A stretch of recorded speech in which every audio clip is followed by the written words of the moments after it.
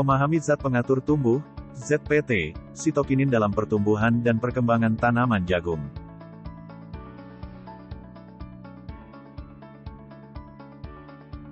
Untuk memenuhi kebutuhan jagung dengan kualitas dan kuantitas produk yang tinggi, inovasi dan teknologi terbaru dalam teknis budidaya tanaman jagung menjadi sebuah keharusan. Salah satunya adalah dengan memaksimalkan pemakaian ZPT atau zat pengatur tumbuh. Aplikasi ZPT dalam bidang pertanian sangatlah luas.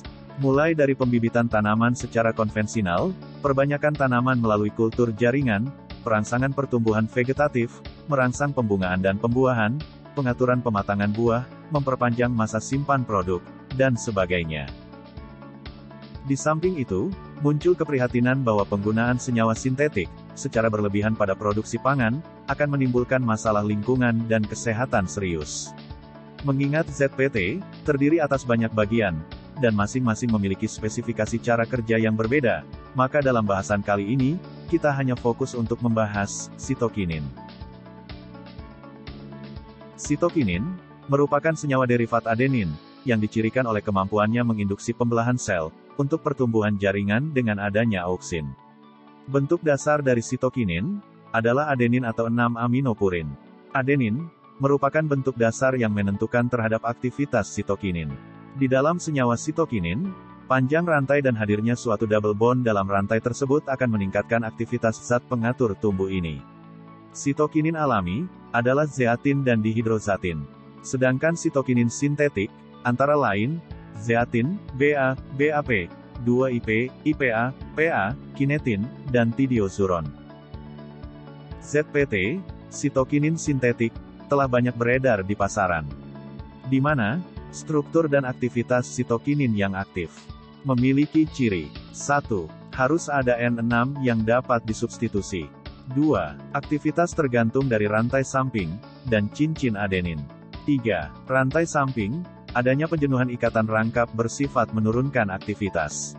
Sitokinin yang aktif dapat dirubah menjadi tidak aktif, antagonis. Dengan cara penjenuhan rantai samping, penukaran posisi C dan N, dan substitusi CH3 pada 9CH.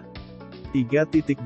Peranan fisiologi sitokinin yang khas, di mana sitokinin merupakan ZPT yang mendorong pembelahan sel, atau sitokinesis.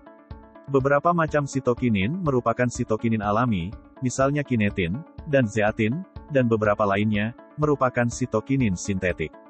Sitokinin alami, dihasilkan pada jaringan yang tumbuh aktif terutama pada akar, embrio, dan buah.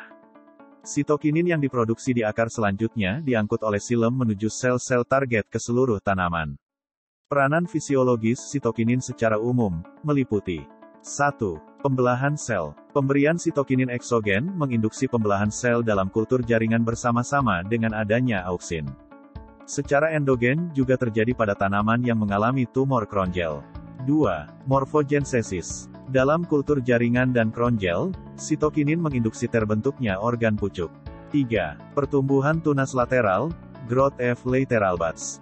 Pemberian sitokinin menyebabkan terbebasnya pucuk lateral dari pengaruh apikal dominans. 4. Mendorong terbukanya stomata pada beberapa spesies, misalnya pada kacang-kacangan. 5. Menghambat kekeringan daun. 6. Mendorong perluasan daun, terutama mendorong perkembangan kloroplas. Sitokinin juga dapat menghambat penuaan bunga dan buah. Penyemprotan sitokinin pada bunga potong dilakukan agar bunga tersebut tetap segar. Pada tumbuhan, efek sitokinin sering dipengaruhi oleh keberadaan auksin. Sitokinin yang ditransportasikan dari akar ke batang, mampu mengaktifkan pertumbuhan tunas-tunas samping sehingga tanaman memiliki cabang yang banyak dan menjadi rimbun. Untuk budidaya tanaman jagung, ZPT sitokinin digunakan dalam A. Percepatan perkecambahan. Biasanya sitokinin telah ditambahkan dalam pestisida perlakuan benih. B. Percepatan pertambahan akar adventif, dan perpanjangan batang. C. Pembesaran helaian daun, agar bisa melakukan fotosintesis secara maksimal.